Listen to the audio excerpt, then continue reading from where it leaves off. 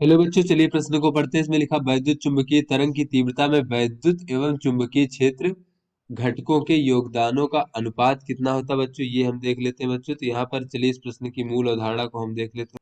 तो बच्चों हम यहाँ पर देख लेते हैं कि वैद्युत चुंबकीय तरंग में बच्चों जो वैद्युत क्षेत्र का घटक होता है उसके कारण जो औसत ऊर्जा होता है बच्चों वो कितना होता है बच्चों। तो यहाँ से इसे हम यू वैद्युत मान लेते हैं और इसका मान जो होता है बच्चों ये होता है एप्सिलन नॉट बच्चों, और ई नॉट का वर्ग और भागे बच्चों दो। जहाँ पे एप्सिलन नॉट क्या है बच्चों, निर्वात की वैद्युतशीलता, और ई नॉट क्या है बच्चों, हमारी वैद्युत क्षेत्र तीव्रता का अधिकतम मान है।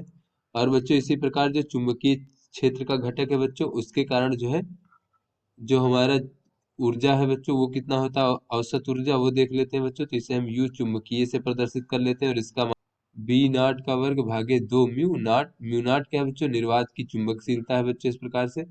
तो यहाँ पर बच्चों अगर हम देखें तो ये ई नॉट बराबर होता है बच्चों सी बी नॉट।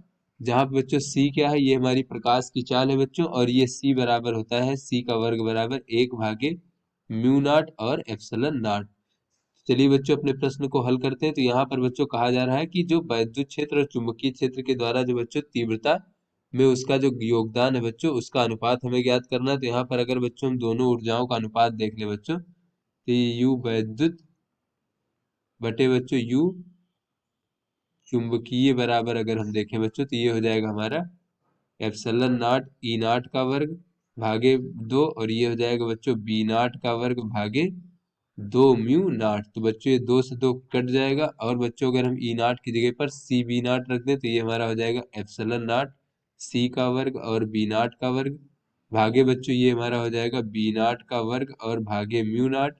तो बच्चों ये बी नॉट का वर्ग से बी नॉट का वर्ग कट जाएगा बच्चों, और यहाँ से हमें प्राप्त हो जाएगा म्यू नॉट अगर ऊपर चला जाए बच्चों तो ये हो जाएगा म्यू नॉट एप्सिलन नॉट सी का वर्ग। तो बच्चों ये हमारा वैद्युत क्षेत्र के द्वारा औसत ऊर्जा और चुंबकीय क्षेत्र के द्वारा औसत ऊर्जा का अनुपात हो गया। तो चलिए बच्चों इसको आगे हल करते हैं। तो यहाँ पर बच्चों यू वैद्युत भागे यू चुंबकीय बराबर ये बच्चों हमारा एप्सिलन नॉट और गुणे म्यू नॉट, और गुणे बच्चों सी का वर्ग बराबर होता है बच्चों एक भागे म्यू नॉट गुणे एप्सिलन नॉट। तो बच्चों ये हो जाएगा एक भागे म्यू नॉट गुणे एप्सिलन नॉट। तो इस प्रकार से बच्चों ये हमें एक प्राप्त हो जाएगा। तो यहाँ से बच्चों अगर हम दोनों के योगदानों का अनुपात देखें बच्चों इस प्रकार से, तो दोनों के योगदानों का अनुपात जो है बच्चों हमें एक अनुपात एक प्राप्त हो जाएगा, अर्थात दोनों का ही योगदान जो है समान रूप से होता है बच्चों इस प्रकार से। तो चलिए बच्चों अपने विकल्पों को देखते हैं। तो बच्चों ये जो हमारा सी विकल्प है एक अनुपात एक, ये हमारा सही विकल्प है। तो आशा करते हैं आपको समझ में आ गया होगा। धन्यवाद।